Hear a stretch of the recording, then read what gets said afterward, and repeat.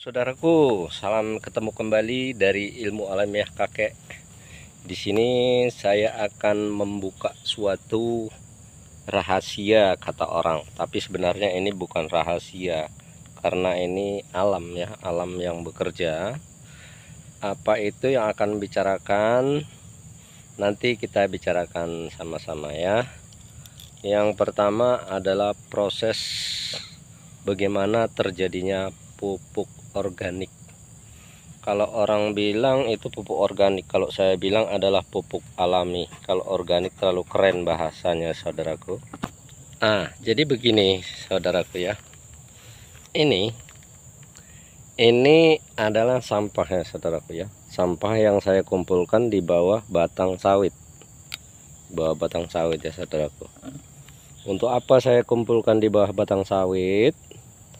Supaya dia akan membusuk, lalu dia akan menyuburkan tanah.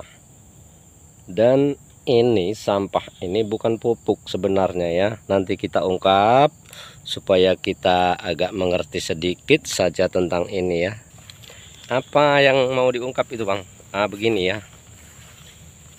Kita coba dulu kita berangkat ke hutan. Di dalam hutan itu kena apa semuanya subur-subur tanaman. Pohon-pohon kayu itu subur-subur semua ya. Nah, itu adalah proses alami penyuburannya, yaitu memakai daun-daun busuknya. Karena tanah itu di bawah itu banyak daun-daun busuk, maka tanah itu menjadi lebih sejuk, lebih gembur, dan akar-akar itu mudah menjalar ke mana-mana, saudaraku. Kalau kompos itu sebenarnya pengertiannya bukan pupuk. Kompos itu adalah penyubur tanah. Sekarang begini, andaikan ya kita mau jajan, terus yang kita periksa apa dulu? Apakah kita periksa jajanan itu dulu? Semua kita periksai mana yang bisa dimakan? Tentu tidak kan. Kalau menurut saya nggak begitu caranya. Saudara kan, kalian kan tahu saku, kantong, periksa dulu kantong kalian ada duitnya enggak. Kalau nggak ada duitnya berani kalian jajan? Nggak mungkin berani, nggak mungkin. Apalagi nggak kenal orang yang jualan kan. Nah, sekarang kita tanya dulu kantong kita ada isinya apa enggak. Saya buka dulu kacamatanya, risih. Kalau kantong kita itu ada isinya, barulah kita berani jajan. Nah, begitu juga tumbuhan, saudaraku ya. Tumbuhan itu akan menjadi subur apabila tanah itu banyak menyediakan nutrisi. Kita pun berani jajan kalau kantong kita itu ada isinya. Begitu juga tumbuhan tumbuh di tanah, dia akan subur kalau tanah itu banyak nutrisinya. Gampang dia jajan. Nutrisi itu artinya kalau di manusia itu uang. Uang itu bisa buat apa saja. Apalagi nutrisi soal pupuk organik ya, pupuk alami. Nah, itu bermacam-macam keperluannya untuk tumbuhan itu, lengkap itu, saudaraku. Busukan-busukan daun itu lengkap untuk penyubur alami, penyubur tanah. Nah, kalau tanah udah subur, tentunya tumbuhan kan mudah dia tumbuh di situ. Akan cepat dia pertumbuhannya dan akan baik pula nanti hasilnya. Begitu, sahabat ya. Lalu apa bedanya kompos yang kita buat sama kotoran hewan? Sebenarnya hampir-hampir mirip saja, cuman cara pembuatannya yang berbeda. Kalau kompost itu dibuat oleh hewan, dikunyah-kunyah lembut, lalu jadi kompos. Kalau kompos yang kita buat kita giling kan sama aja, sama-sama digiling. Kalau hewan memakai pencernaannya dan giginya, kalau kita memakai gilingan.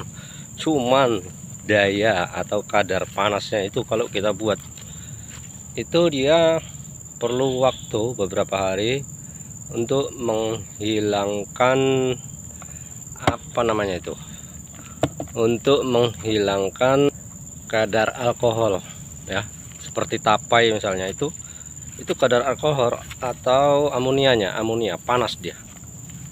Dia pengaplikasiannya ke tumbuhan dia harus menunggu waktu. Kalau kita buat pupuk kompos sendiri atau kalau kita giling sendiri. Tapi kalau dengan alam seperti inilah misalnya ya, seperti yang ada di sini. Nah ini, kalau ini tidak membutuhkan waktu karena dia kan renggang, dia kan nggak padat. Jadi kadar panasnya itu hampir tidak ada, dia normal, dia bisa dimasukin udara ke sana kemari ya. Jadi dia tidak merusak tanaman gitu ya. Berbeda dengan tandan kosong atau tangkos. Kalau tangkos itu ditumpukkan di sini, di sekitarnya ini, terus rapat dia ke batangnya, maka dia akan menguap ya, panas. Mau juga mati nanti sawitnya gara-gara itu, gara-gara panasnya. Tapi kalau ini enggak panas dia, karena dia renggang. Posisinya itu hanya numpuk-numpuk, tidak padat gitu sobatku pengertiannya ya. Jadi sobatku, kalau renggang seperti ini, nah itu dia tidak menimbulkan panas, sehingga dia pembusukannya itu tetap pada proses alaminya ya, pada proses apa adanya aja, tidak dipaksa, artinya tidak dikebut gitu kan. Tapi kalau kohe itu kan dipaksa sama hewan seperti ini kan, itu kan dipaksa. Nah ini, cuman kalau ini kita taburkan di sini pun nggak masalah juga sih kalau kohe, karena dia juga nggak padat ya. Jadi begitulah perbedaannya itu kalau pupuk kompos buatan dan pupuk kompos alami ya. Saya lebih suka pupuk kompos alami. Kita nggak membuat, ini kan nggak membuat kita, ini cukup dibabat terus kita tumpukkan aja di sini, udah selesai. Nanti mikroba akan bekerja di situ, mikroorganisme akan menghancurkan sampah dibantu dengan kesejukan ya, di bawahnya itu sejuk itu. Tuh, mikroba akan berkumpul di situ. Begitulah itu ciptaan Allah, itu lengkap sebenarnya. Kita aja juga yang nggak mudeng kadang-kadang ya, tidak memahami apa itu mikroba, apakah ada makhluk lain yang membantu. Ada, nggak usah susah-susah kita lagi membuat itu lagi, karena sesudah nanti mikroba itu bekerja, maka sampah itu akan hancur dan akan menyubur.